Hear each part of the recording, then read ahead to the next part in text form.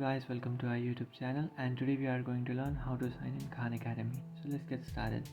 So if you want to sign into your Khan Academy, what you can do is just open up your Play Store and then first of all download and install Khan Academy. After doing that, now you can open up your Khan Academy application. After opening up your Khan Academy application, now just tap on sign in. And after tapping on sign in, now if you have an account, you can just tap on sign in, which is on the bottom.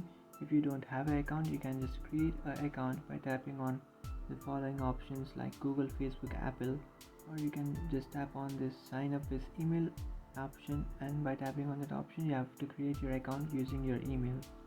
So you can do that, but if you already have an account, just tap on sign in, and after tapping on sign in, now you can log in your account or you can sign in your account using your Google, Facebook or Apple.